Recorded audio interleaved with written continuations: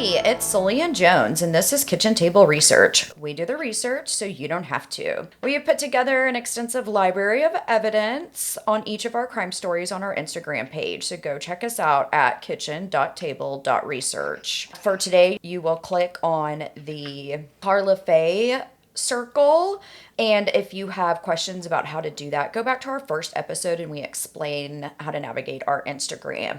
If you would like to reach out to us or leave us a message, we'd love for you to email us at kitchen.table.research@gmail.com. You can follow us as we put the clues together. Today, Jones is going to talk about the brutal murder of one man and one woman by axe. Last episode, we talked about Candy Montgomery and if she got the justice she deserved. So today, Jones is going to present us with Karla Faye Tucker, and we will decide if she got the justice that she deserved. Again, at the end of this episode, we're going to put in a DSM diagnosis, and we will talk about Karla Faye on our Robert Hare scale. So we would love, again, for you guys to be interactive with that. And at this point, I am going to hand the mic over to Jones. Okay.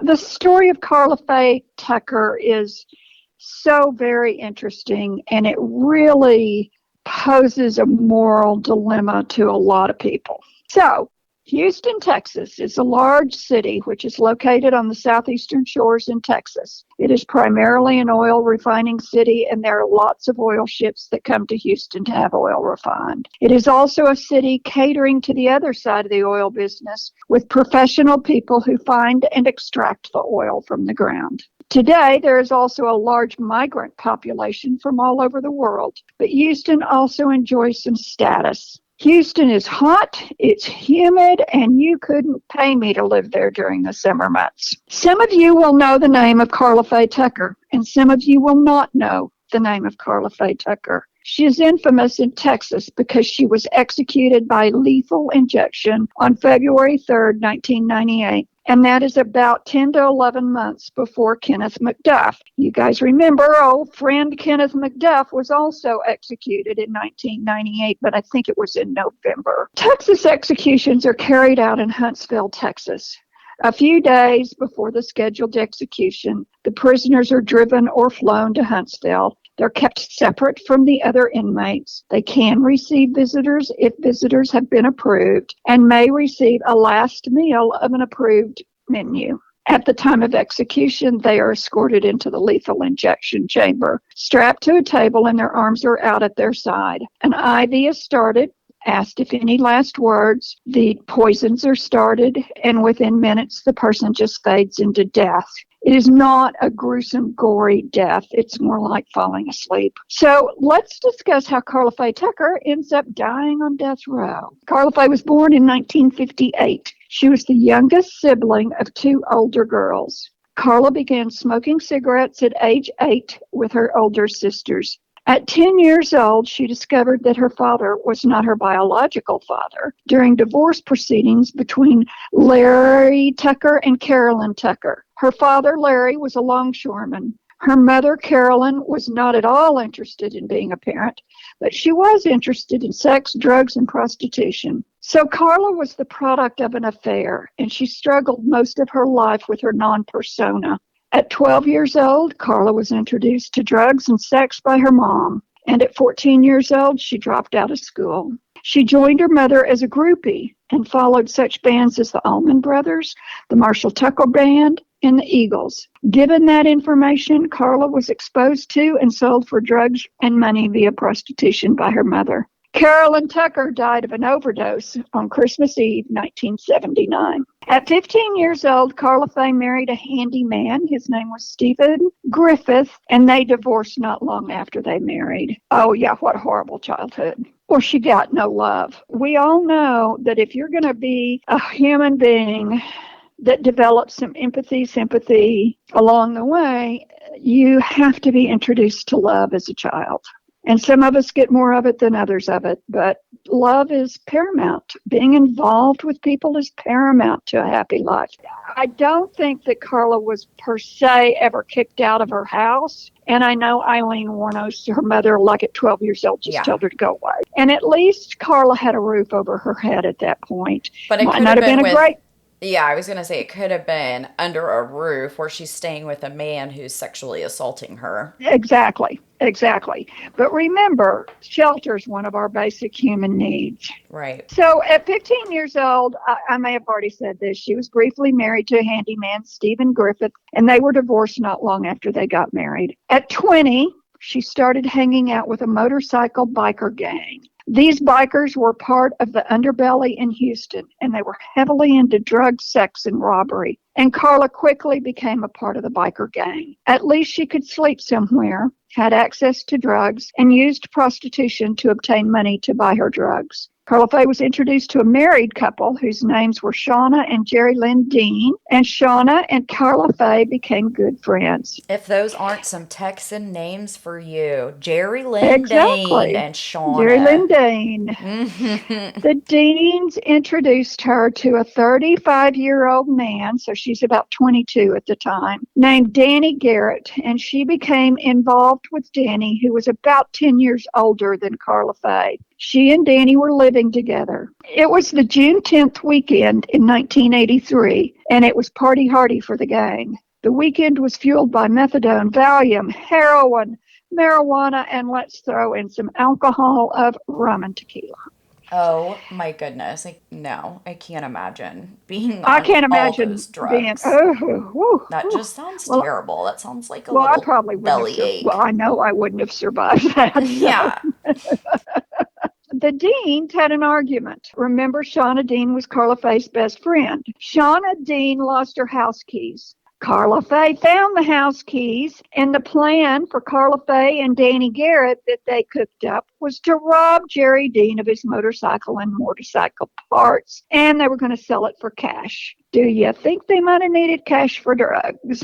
Jerry Dean was very proud of that motorcycle. He had at one time parked it in Karla Faye's living room, and the cycle dripped oil all over her carpet. He had stored it in his own living room and then had moved it into his garage. Karla Faye did already not like Jerry Dean, so to rob him sounded like an excellent idea. Jerry Dean's wife, Shauna, was not a part of the robbery scheme. He hooks up with Deborah Thornton, and we'll get into Deborah Thornton here in a minute. But Shauna had lost her keys. Karla had found them. Karla has keys to Jerry Lynn Dean's house.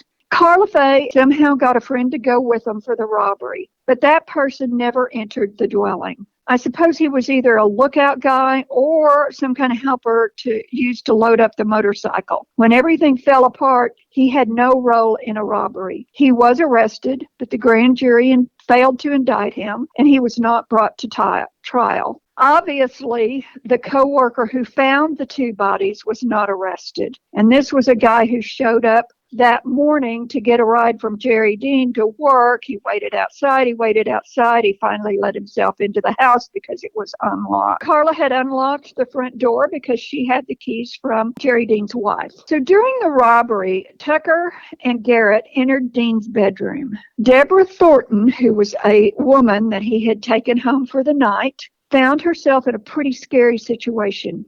She quickly rolled herself into a blanket and moved into the crevice between the bed and the wall. Jerry Dean was lying on the outside of the bed when Tucker sat on him. In an effort to protect himself, Dean grabbed Tucker above the elbows. Danny Garrett comes in, he intervenes, he strikes Dean numerous times in the back of the head with a ball-peen hammer that he conveniently found on the bedroom floor. So after hitting Dean, Garrett leaves the room to carry the motorcycle parts out of the apartment. Tucker remained in the bedroom. The blows that Garrett had dealt Dean with the ball-peen hammer caused him to begin to make a gurgling sound. Tucker states, I wanted to stop him from making that noise. And then she picked up a 3-foot pickaxe. Do you like that there's a ball-peen hammer and a 3-foot pickaxe in Jerry Dean's bedroom? Yeah, I was going to say PSA, don't leave weapons Don't beside leave your weapons in your bed bedroom. unless they're hidden and they're for your protection. So Karla Faye picks up a 3-foot pickaxe that was lying against the wall and begins to hit Dean. Garrett enters the room again, and dealt Dean the final blow in his chest with this pickaxe. And it goes all the way through his chest, and he is dead.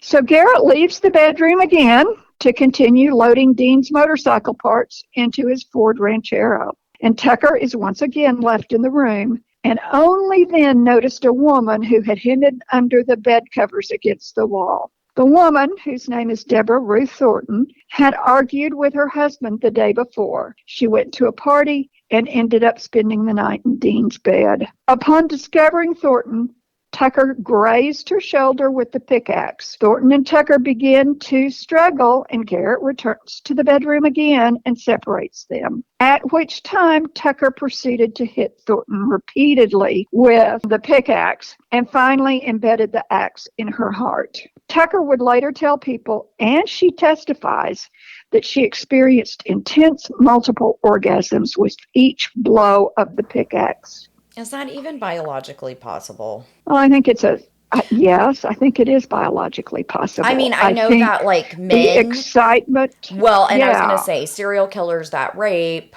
they get that excitement. I've heard of males orgasming while they're killing, but I don't know, that just seems so weird to me as a female to get. I think she's the only female killer that's ever said that she's orgasmed. Don't you think Eileen Warno said that as well? Ooh, I don't know. This case is so close to Eileen Warnos. At some point, I'm sure we'll end up covering her because, again, she's such a good case study because she does have such a bad background. Just like, and Karla Faye doesn't have much better. That's what I was going to say. Their stories remind me a lot of each other, as well as her and Candy. I mean, Candy picks up the axe. Same thing. Why are people leaving axes all around their house? Right. You want me to start over? You can cut that part out. The next morning, another one of Dean's co-workers who had been waiting on Jerry Dean for a ride to work finally enters that open apartment and discovers the two bodies. Karla Faye and Danny Garrett boasted to anyone who would listen about the murders. After all, they were famous as committing homicides and famous for not being arrested for the crimes. Police investigation led to the arrests of Tucker and Garrett 5 weeks after the killing. Karla Faye was forthcoming in her version of why two people had been killed on June 13th during the night. Karla Faye was forthcoming of her version of why two people had been killed on June 13th during the night. She did not attempt to lessen her part in the murders. In fact, she said that when she was attacking Jerry Dean with the ball peen hammer to his head, that she had multiple orgasms while killing Jerry Dean. She then puts the pickaxe into Deborah Thornton's chest and again exclaimed that she had an orgasm. So we have three couples in this story, Shauna Dean and Jerry Dean. Deborah Thornton and her husband, who we don't know a whole lot about, but her husband is out there, and Karla Faye Tucker and her boyfriend, Danny Garrett. So Karla Faye confesses outright to her involvement into the crimes. The two are tried and both receive the death penalty. They are tried separately. Karla Faye spends the next 15 years on death row before her execution. Danny Garrett died in 1993 in prison. And guess what of? Our old friend, liver disease.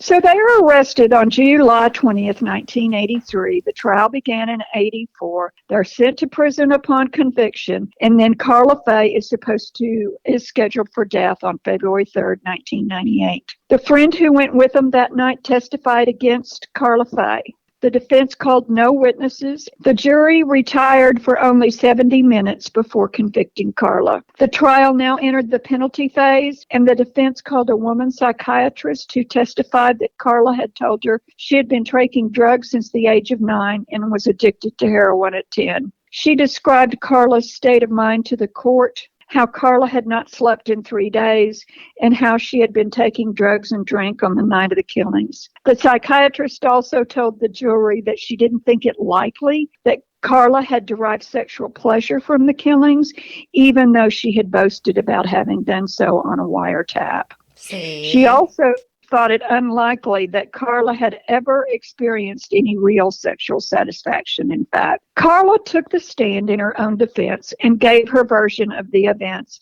and told the jury that she did not feel the killings were real to her. I didn't remember seeing the bodies. I don't remember seeing any holes or any blood. So after deliberating for nearly 3 hours on April 25th of 1984, the jury recommended that Karla Faye be sentenced to death by lethal injection. The So you're trial that saying made they convicted her in 70 minutes, but then when they go back for the punishment phase, it took them 3 hours to decide that they were going to put her to death for this. Is that correct? Yes, Okay. yes. The trial had made the news, but Karla Faye's death sentence made headline. So now that Karla Faye's behind bars, she finds the Lord. And of course, there are a lot of naysayers that say she did not find God. She states during a prison-wide revival, a Bible was dropped on the floor.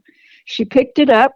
She read it cover to cover over the course of a few months. She found herself believing and understanding the biblical tenets. She turned her innards inside out and she started a prison Bible study. She helped women to understand the law and their sentence. And she and the prison chaplain fell in love, and they got married in 1993. Oh, geez. She became a model prisoner, but did she become a model human, or was all that a ruse? Or is it when you take away all those drugs, you just Right. get clarity? Yeah, she's been on drugs since she was 9 years old. I was going to say, Well, I've duh. heard from some of these serial killers, Charles Manson, Eileen Warnos, Karla, they say that their best time was in prison because they had a roof Right. over their head and they had a meal every night and they had That's right. people, like in most prisons, there's a chaplain or there's a social worker that is there and that I would hope that people have people in prison that care about them, whether they receive family support or they get involved in, these projects. We know that the Charles Manson, those three girls have gone up for parole several times. But, at this point, they're like weaving baby blankets and they have these programs. And so, maybe spending life in prison for some people is not that bad. Right. Absolutely. Well, I would actually rather spend the rest of my life in prison than I would on the streets doing drugs and having sex with every Tom, Dick, and Harry that walked along the street. I agree. I also, just so you know, if I ever get wrongly convicted for a crime, I'm just going to put myself on death row because you get like a TV in your room, you get to eat all this different food, and you're kind of treated like royalty on death row. They let you have communal visits. So I want to be in jail playing video games and stuff, just like they show in the show The Wire. So if I have to go to jail, I'm just going to put myself on death row. Okay. Okay. And there you go. Now, everybody out there in podcast land knows what Sully's wishes are. Well, I was going to say if I'm going to tout that I believe in the death penalty and I'm convicted for a crime, then I guess I have to I can't be a hypocrite. That's right. So documentaries, lots of media attention, magazine articles, and movies were made about Karla Faye, and her punishment came under discussion. There was no doubt that Karla Faye helped to commit the crimes, but does a seemingly miraculous religious conversion get you off of death row? At one point, the Pope, and that's the big guy at the Vatican, okay, the European Parliament, so that's all sitting parliaments, country of Europe, and this is great, Bianca Jagger, also asked for a reconsideration for Karla Faye. Okay, Bianca. Okay, Bianca. Lots, I'm going to call her the Karen. I was going to say, case, she's our Karen. Lots and lots of people wanted Karla Faye's sentence changed to life without parole. Karla spent nearly 14 years on female death row at the Mountain View unit of Gatesville Penitentiary. She went through the normal appeals process and a final appeal to the state governor for clemency, all of which were rejected. On Monday, February 2nd, 1983, she was flown the 175 miles to Huntsville. She was taken to the Walls unit. She was placed in a holding cell next to the execution chamber. On her final day, she refused breakfast in her cell and was said by her guards to be at peace. She wrote a letter, and I don't know who the letter was to, and she had 2 visits, and I don't know who the 2 visits were from. She was allowed half an hour with her husband, prison minister Dana Brown, whom she had married on death row, and another half hour with a spiritual advisor. Well, those are her two visitors then. Was The her dad U.S. still alive at this time? I have no idea. Maybe she I wrote the don't. letter to I her don't know. dad because her mom, Maybe so. you said her mom had overdosed, Yeah, our correct? Okay. mom was dead before any of this happened. Okay.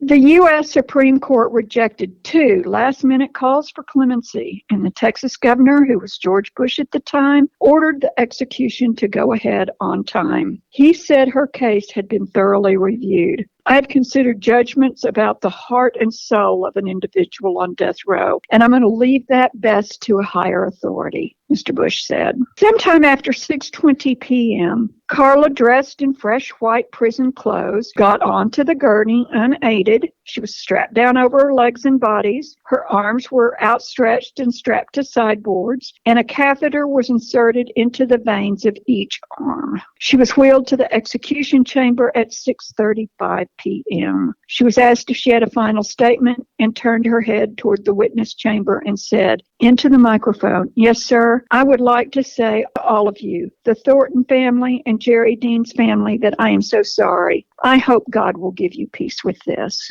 Karla then looked at her husband, watching from behind the screen, and said, "Baby, I love you. Everybody has been so good to me. I love all of you very much. I'm going to be face to face with Jesus now. Warden Baggett, thank all of you so much. You have been so good to me. I love all of you very much. I will see you all when you get there, and I will wait for you."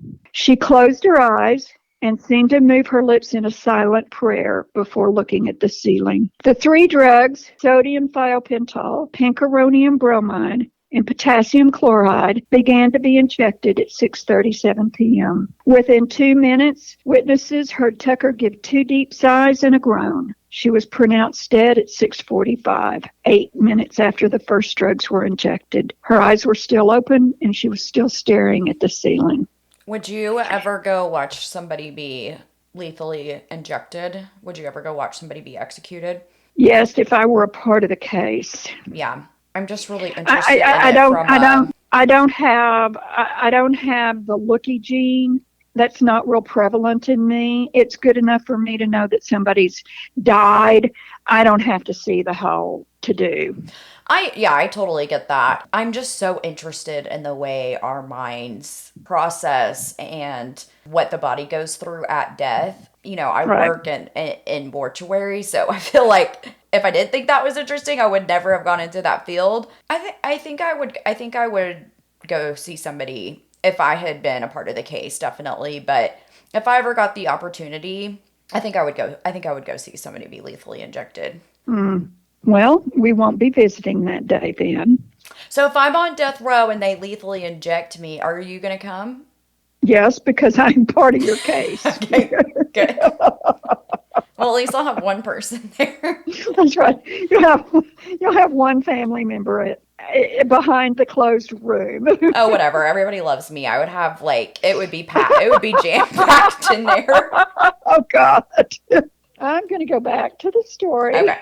Richard Thornton, the victim's husband, her son, Deborah Thornton's son, Bucky David, and his stepdaughter, Catherine Thornton, were among those who watched the execution. Afterwards, Thornton said, "I want to say to every victim in the world, demand this execution. This day belongs to Deborah Ruth Thornton. Her killer has been sent to a place we're all going to sometime, someplace my wife already is, and she will deal with Karla Faye Tucker. I promise you it won't be pretty." He also dismissed Miss Tucker's apology to his family as staged. "I don't believe in her Christianity, and I don't believe in her conversion," he said. Outside the prison, there were demonstrations by both pro and anti-capital punishment groups. And I had said about a week after we drop these episodes, I'm going to put up some polls, and one of them is definitely going to be, are you pro capital punishment or not? And we'll have a group discussion about that hopefully you guys will be a part of and that we can read on one of our episodes. Cool. Karla Faye Tucker, in her own thoughts, On January 18th, 1998, Karla sent a letter to George W. Bush, the governor of Texas, and here's some extracts that were published. And I quote Karla Faye, "I am in no way attempting to minimize the brutality of my crime. It obviously was very, very horrible, and I do take full responsibility for what happened. I also know that justice and law demand my life for the two innocents' lives I brutally murdered that night. If my execution is the only thing, final act can fulfill the demand for restitution and justice, then I accept that. I will pay the price for what I did in any way our law demands it. I was advised by my attorneys to plead not guilty, and I was trusting their legal expertise. They knew I murdered Jerry and Deborah. I did not lie to them about it. I am, in fact, guilty. Very guilty. I used to try and blame my mother because she was my role model, and she fashioned and shaped me into what I was at an early age. At 14, she took me to a place where there was all men and wanted to school me in the art of being a call girl. I wanted to please my mother so much. I wanted her to be so proud of me. So instead of saying no, I just tried to do what she asked. The thing is, deep down inside, I knew what I was doing was wrong. It may have been the norm for the crowd that I was hanging with, but it was not the norm for decent, upstanding families." And she goes on to say, "I no longer try to lay the blame on my mother or on society. I don't blame drugs either. When I say that I was out of it on drugs the night I brutally murdered those two people, I fully realize that I made the choice to do those drugs. Had I chosen not to do drugs, there would still be two people alive today. But I did choose to do drugs, and I did lose it, and two people are dead because of me." You know, it I really did not. makes me think, like, I know that she's in a drug fueled rage, and so they didn't know that Deborah Thornton was going to be there. But do you think that she took out some of her rage that she had on her mother against Deborah? Well, her mother had only been dead for, 3 to 4 years. So But what I'm saying certainly, is, certainly Carla Faye had had the opportunity to think about her mother's role in how her life had turned out. So, I think that's possible. well, I'm just I don't saying, know. like, wasn't it like David Berkowitz? He targeted women with brown hair that wore pantyhose, because that is what his mother wore. It just seems a little like Deborah Thornton had kids, and again, we always go back to the children, where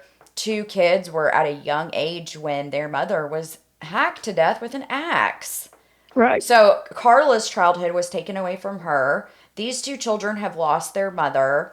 Again, we talk about these ripple effects of murder, and it starts at this deep core. It starts at this deep seed of, like you said, are you loved Mm-hmm. and cared for at a young age? Right.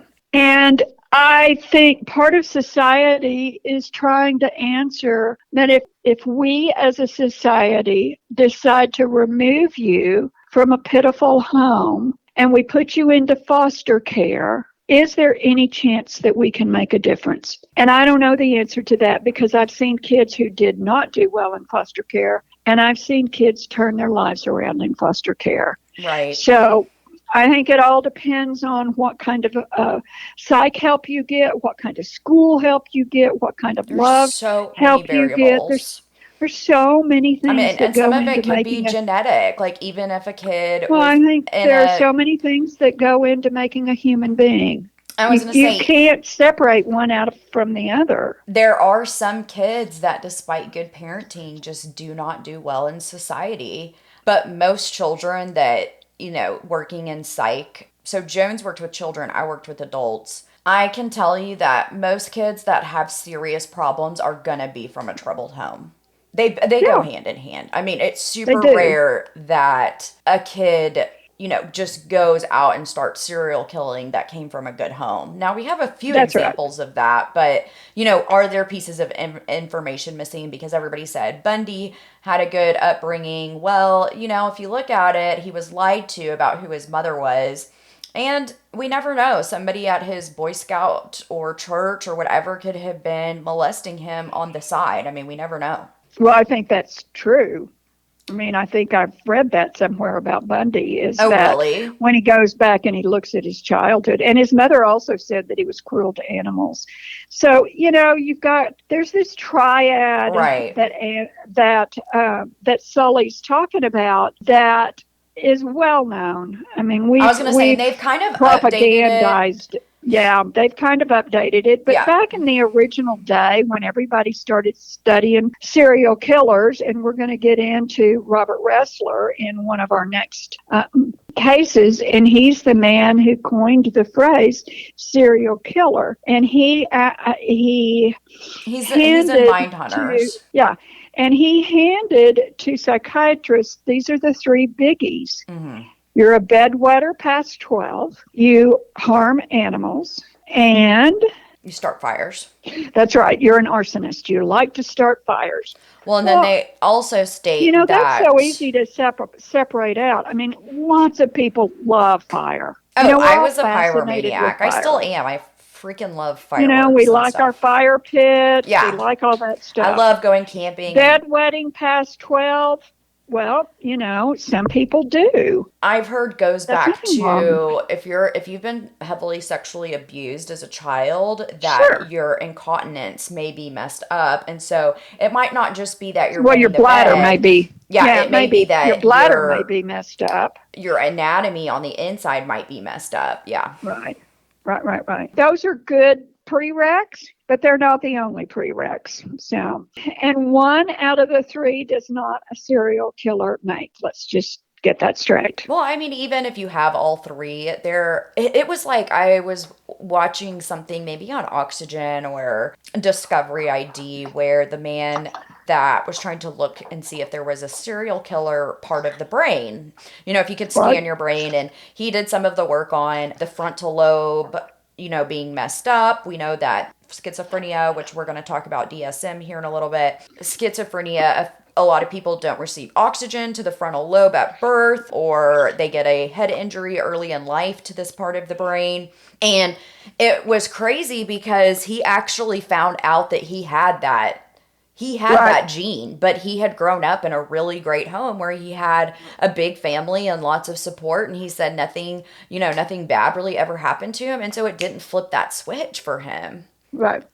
Right. Well, let me continue with Karla Faye's quote. I did not plan on going over there that particular night to go into that apartment to kill anyone. But that is beside the point. The fact is, we went there and we went into the apartment. We brutally murdered two precious people.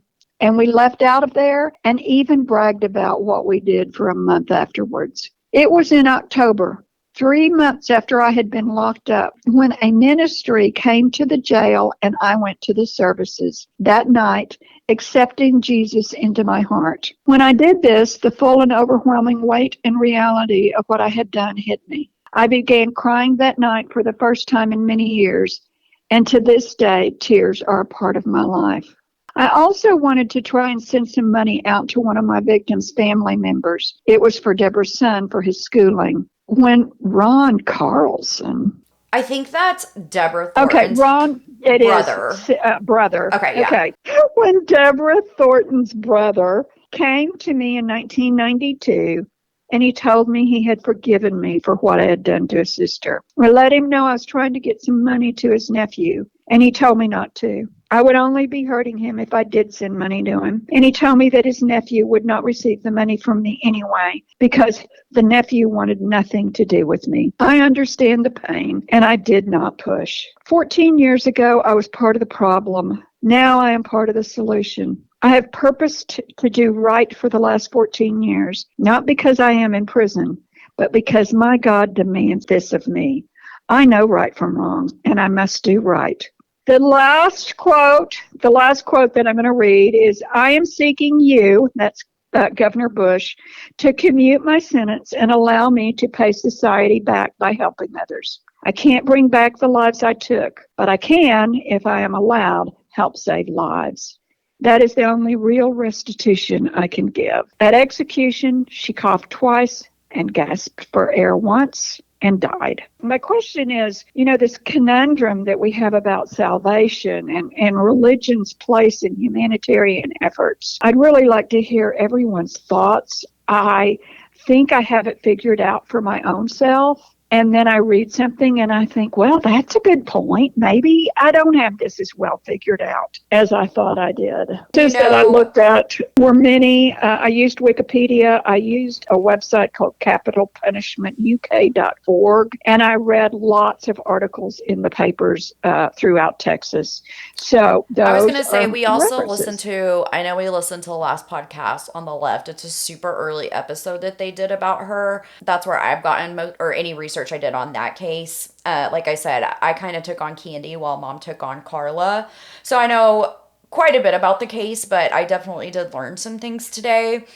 And it really does make you think about the death penalty. First of all, if you found God, then don't you want to go be with him? And I think that's what Karla Faye says in these Yeah. quotes that I read you. It's time for me to face it. I'm not scared. Well, I can't bring back the lives I took. Although she committed a terrible crime, I am glad that she fully accepted the responsibility for it and tried to pay tribute back to the families. Of course, it's up to the families whether they want to accept that or not. But it really does sound like, whether it was God or what, that she had changed. Now, I don't think that she should have been let out of prison. Honestly, I would have sent her to... You would have commuted her No. lethal injection to a life sentence. No. Why? Oh, I thought that's what you just said. Oh, no. I'm saying that I'm glad that she took full responsibility and ownership for it. And like I said, if you believe in salvation, then you've got your ticket home. I mean, she put an axe through two people, and, right.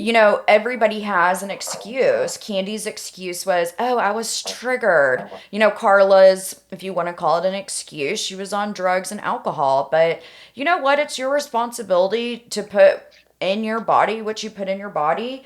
If you're drinking and driving and you kill someone, then that's your responsibility, even if you don't remember getting in your car and driving home that night. You have to make good decisions. And sometimes... and I think we all need to understand that every time we make a decision, here I am being, Miss Moral Johnny here. I know, because we're so moral. Yeah, we're no, actually, compared to these people, we are. we're very normal. I think about it. I think about it when I walk some days, about what's the right thing and what's the wrong thing, and how do we teach consequences to children? Because you have to understand that in life there are consequences to your behavior. Well, and speaking of last podcast on the left, one of the hosts has a mental illness, and his quote is one of my favorites. Mental health is not your fault, but it is your responsibility. In my house, I can't be a good mother if I'm drinking and drugging. I can't be a good mother if I go out partying with my friends every night. What Karla Faye, she was able to self-reflect and realize that she had made a mistake, where I feel like there are other people that do not even have that ability, like a Kenneth McDuff. I mean, he doesn't look back he doesn't look back and say, oh my gosh, I'm so sorry. He never, ever expressed any remorse. Right. Ever. And so I am glad that Karla expressed remorse, but I agree that she should have faced her punishment, which was lethal injection, because we know for a fact that she committed this crime. So. Well, and she did face it. And she faced it with some grace and courage. Yeah. And dignity and honesty. So good for her. Well, and again, like Candy's excuse that got her off, I don't agree with that at all either. If you are going to be triggered by somebody saying, shh, then maybe you should get your ass in some therapy. Right.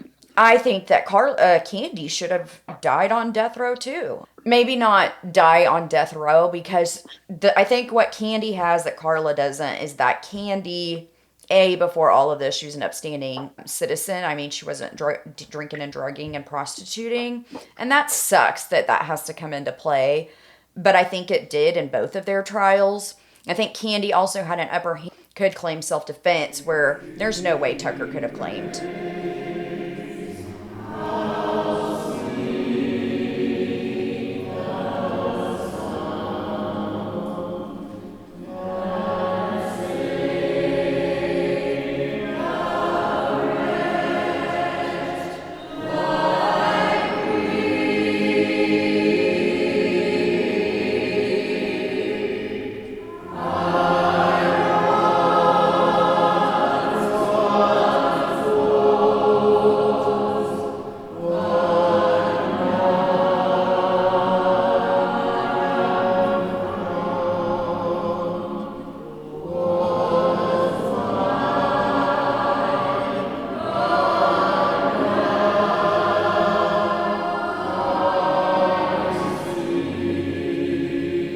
The next time we talk to you guys, we will be doing Darlie Routier. Woo! I'm so excited. I need to get all of this information out of my brain.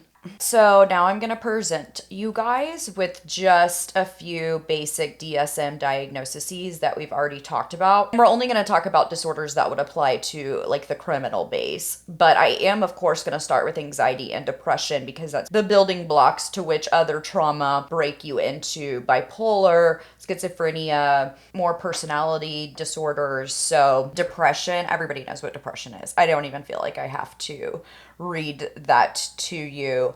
But I have major depressive disorder and I've taken medication for it basically all of my life. And as long as I take medication for it, I feel absolutely 100%. And then there's been a few times in my life, like after college, I thought, I don't need to go back on my antidepressants. I don't have, maybe the issue has gone away, but it really does not take long for me to experience some pretty bad symptoms when my depressive episodes start to manifest. And I do believe it's very important for people to be in therapy for this because your mental illness, just like we say, we don't want you to think just because, oh my God, I haven't struggled with this for long enough that you can't go get help. Your mental health is in your hands. Your mental illness is going to affect your marriage. It's going to affect the way I raise my kids. So I'm very pro therapy. Obviously, both of us have Jones has worked in psychiatry, me so more psychology. I was more of a social worker than anything else. And then, of course, anxiety is overthinking and having more, I think that manifests a lot for people in a more physical form, in the form of having panic attacks. Of course, medications that treat depressive disorders are going to be your SSRIs mostly. Of course, there's other classes, but things that treat anxiety are going to be like your Valium, Xanax, those types of drugs. And most of the therapy for this, they use what's called cognitive behavioral therapy, where the thought is if you can change your negative thinking into a more positive way, it really actually does rewire your brain. And so every time you say something negative or you notice that you're making a series of negative thoughts around something, you guys can address and they will give you a coping mechanism, normally without drugs, in addition to drugs that you can handle separate situations in. Of course, then we have people that have suicidal ideation. That is very different than attempted suicide. Those words are going to pop up a lot in the Darlie Routier case. I think we've all had suicidal ideation. I don't think there's anybody on earth that said, hey, what happened if I just didn't wake up tomorrow? Or would anybody be sad if I was actually gone? I mean, we all have those thoughts, right? If you don't get help for some of these and you start missing sleep and it affects your appetite and you get into pain, these disorders can turn into fibromyalgia that again, that's brand new information that we're finding out. Some early childhood trauma and early depression and anxiety can build into fibromyalgia and more physical manifestations as one gets older. Okay, so let's get into some more fun stuff. Well, I don't want to say fun. It's not fun for anyone, but more, I would say, abnormal behavior. Of course, we've got your bipolar 1, bipolar 2, and I've recently just figured out there's a bipolar 3. I don't even think we really use that in the psychiatric unit that we worked in, but bipolar 1 is going to be the more extreme bipolar. If you think of a roller coaster, it's going to have really high highs and really low lows. Your highs are normally characterized by impulsiveness, spending money, doing sexual acts that one would not normally be involved in, or using drugs in the same capacity. Depressive episodes, we know what that looks like. If you think of bipolar 2, think of it as a more chill roller coaster where your highs, you don't fly into such a mania. And then of course bipolar, especially when you're in manic episodes, that manifests into lack of sleep and lack of eating. A lot of people lose their appetite. Bipolar, especially bipolar 1, they can even go on to have hallucinations and diagnose somebody with bipolar 2 with suicidal ideation and anxiety. And that's the thing, when I worked in the psych unit, is I ask Jones, what is the difference between somebody with bipolar one with hallucinations as opposed to somebody with schizophrenia. It sometimes is really hard to separate these. And sometimes you guys do that by prescribing a medication and seeing, does If it that works. work? Right. So, a lot of times to figure out if somebody has bipolar disorder or if they're having depression or, like you said, anxiety with hallucinations, and why, whenever you hear commercials about antidepressants, they say it can increase risk of suicide.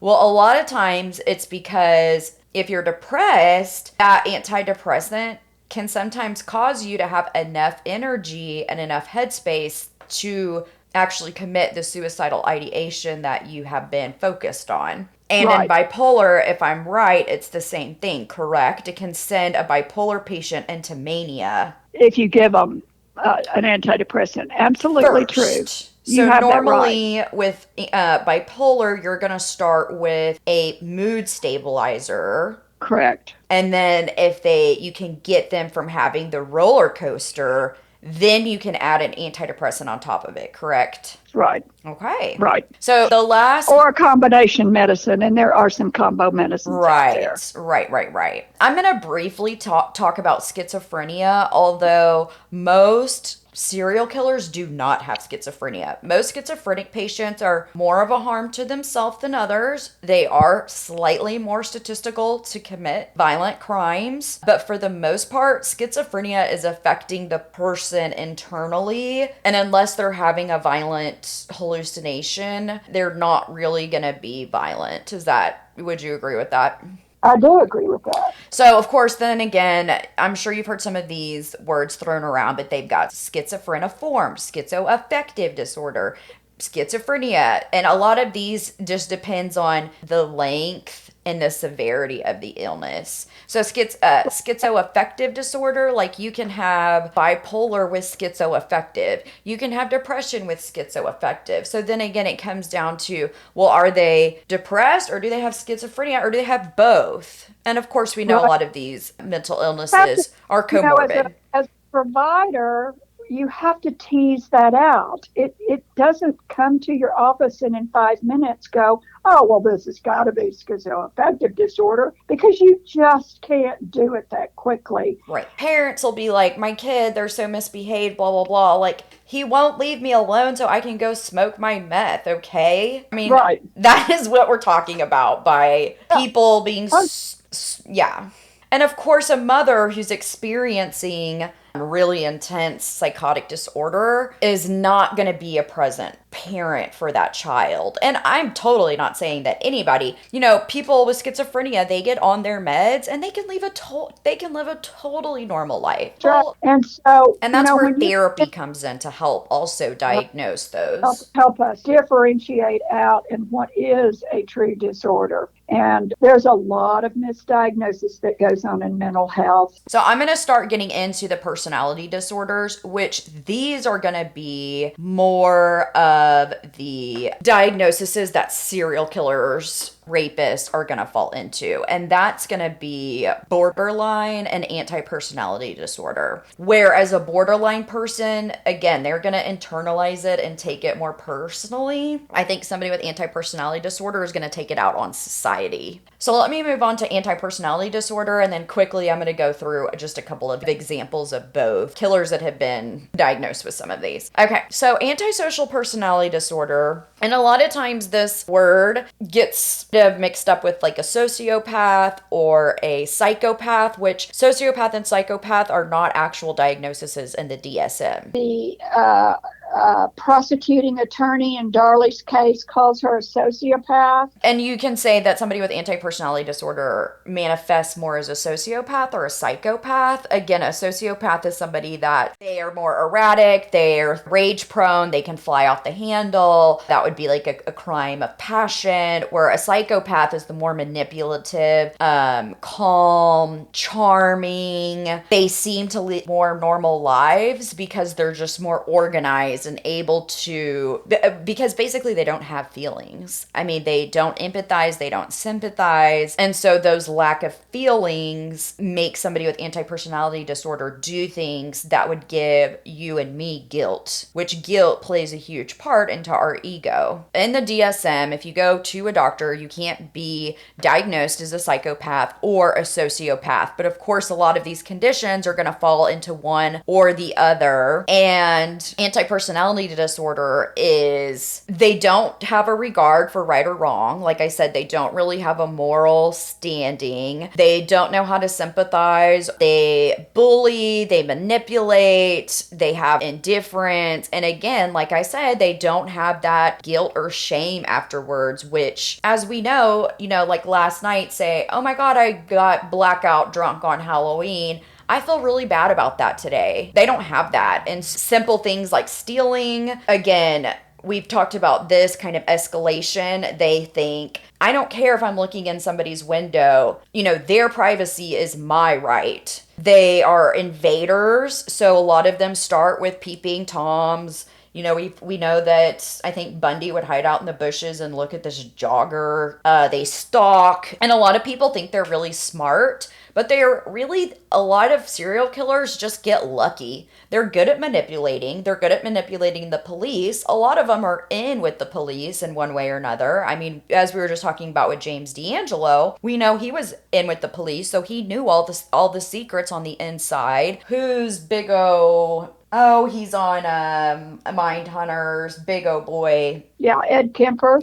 Ed Right? Kemper, yes. He hung out in the cop bar and he always knew what was going on and what they were doing. So again, these people will insert themselves into investigations. There's also, in the serial killer world, disorganized versus organized killers. Some of these are kind of talking about the personality disorder that they have. So one person that did have schizophrenia that was a famous serial killer is Richard Chase. And again, he was found to be not guilty by reason of insanity because he didn't try and clean up his crime scenes. He basically bathed in blood and drank blood because he thought that he didn't have any blood in his body. That's a lot of times schizophrenics have delusions of being pregnant or having something majorly wrong with their body. And so he thought that his heart didn't really beat and that he had, I don't know, like something was crawling around in his brain. And if he drank blood, then it would make it go away. That would be an example of a serial killer, Richard Chase, that has schizophrenia. Now, if you want to say Bundy, Kemper, all of these like Gacy, Shipman, all of our run-of-the-mill serial killers are gonna fall into anti-personality disorder with narcissism. They believe they are a god and they have no guilt for human life. To get off in trial, which this is important for being incompetent, mentally incompetent, is called attenuated psychosis syndrome. So there you go. Okay. Attenuated psychosis syndrome basically means that you do not meet the either IQ or your mental health is bad enough that you cannot stand trial. We've seen this. One example of this would be in Making a Murderer, where, Dassey. So in Making a Murderer, Dassey, he doesn't meet the IQ requirements. First of all, he's a minor and he doesn't have legal representation or his parents there. Secondly, he doesn't meet the IQ requirements. He's technically considered a below functioning adult. And this also comes up in the West Memphis 3. One of the children there did not have the IQ requirements to stand trial, and it happened in the yogurt shop murders. Wasn't one of them declared extremely low functioning IQ? But I mean, one of the 14's arrested. I can't remember if it's Forrest or Michael Scott, but they had I think it's below 75 that you are considered intellectual disability.